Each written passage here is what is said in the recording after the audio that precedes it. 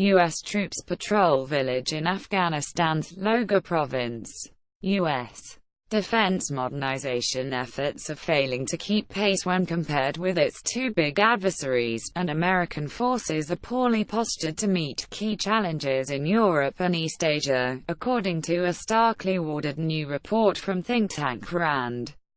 As tensions with North Korea heighten, RAND's 190-page report, entitled U.S. Military Capabilities and Forces for a Dangerous World, also discussed war scenarios with NATO-Russia involving the Baltic states.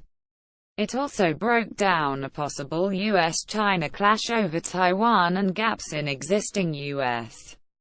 capabilities. With those factors in mind, the RAND report's authors said that the nation's armed forces are insufficiently trained and ready when looking at the active service components. That assessment comes despite the U.S. military presence in several regions of the world, and ongoing anti-terrorism missions and a war in Afghanistan, which is nearing its 20th year. In short, providing the military power called for by the United States' ambitious national security strategy, which has never been easy, has recently become considerably more challenging, said the report. The coincidence of this new reality with a period of constrained defense budgets has led to a situation in which it is now far from clear that our military forces are adequate for the tasks being placed before them, the authors wrote. More tellingly, RAND's analysis also noted that the capabilities of China and Russia have advanced so far they could potentially beat American forces in certain situations. Put more starkly, assessments in this report will show that U.S. forces could, under plausible assumptions, lose the next war they are called upon to fight, despite the United States outspending China military forces by a ratio of 2.71 and Russia by 61. Read the report. The nation needs to do better than this. CNBC reached out to the Defense Department for comment on Saturday, but did not receive an immediate reply. However, RAND's study was funded in part by the department, suggesting they are aware of its contents. David Ochmanek, a senior international defense researcher at RAND and one of the authors of the report, said that from members of Congress to others, there's a sense of complacency about the U.S. military capabilities. He said the priority should be to build more aircraft carriers, submarines and airplanes, but to start equipping those things better. Also, other investments are needed that let the U.S. armed forces operate to their fullest potential. For example, Ochmanek said spending on advanced cruise missiles, jam-resistant tactical and theater communication systems, satellite defense technology, and even hardening American military bases from attacks are just some of the things that should be done to enhance the nation's forces.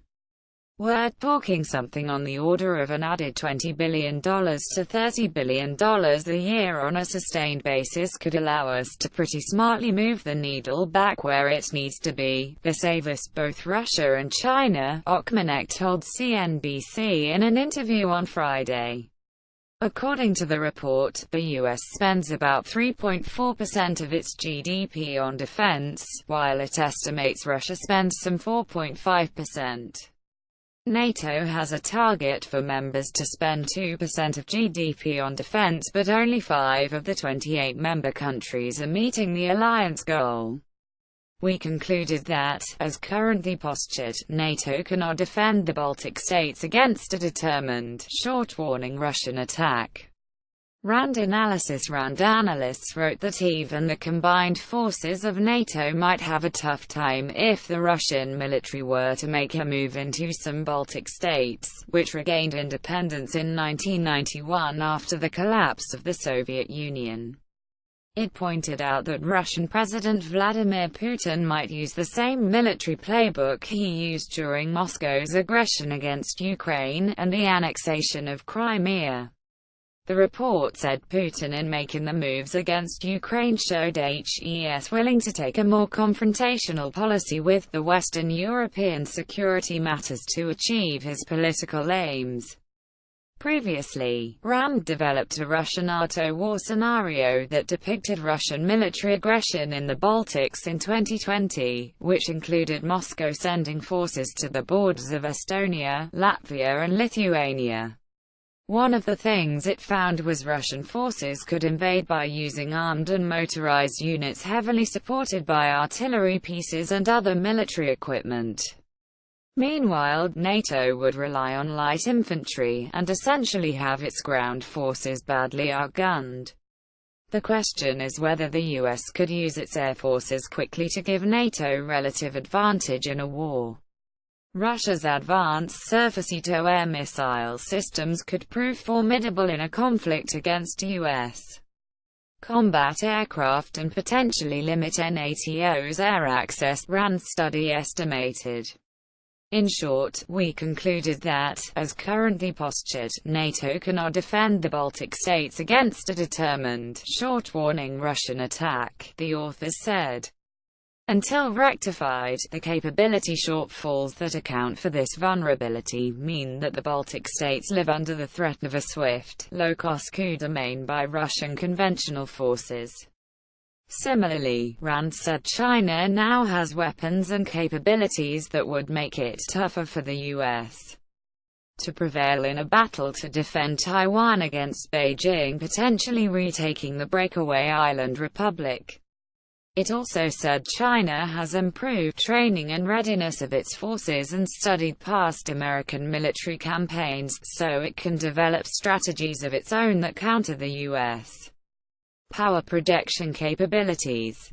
Russian President Vladimir Putin shakes hands with Chinese President Xi Jinping ahead of bilateral meeting at Diaoyutai State Guest House in Beijing, China. The 14th of May 2017, RAND said China's military spending grew at double-digit rates every year from 20 million in 2014, resulting in a total increase during the stretch of more than 480% in real terms.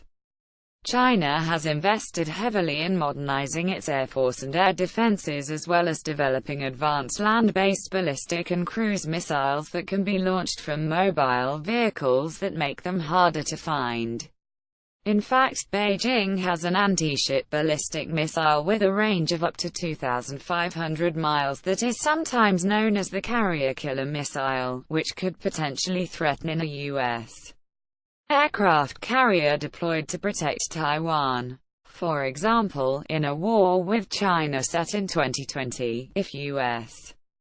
forces were to use the same operations concept for power projection that they have used since Operation Desert Storm in 1991 and employed currently programmed weapons and munitions, those forces would likely face great difficulties in achieving air superiority over the Taiwan Strait, the report said.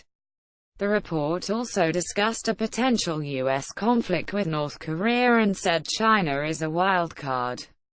RAND contended that Beijing might get involved in a North Korea conflict to limit damage to China itself and to ensure that it has a role in determining the shape of any post-conflict settlement.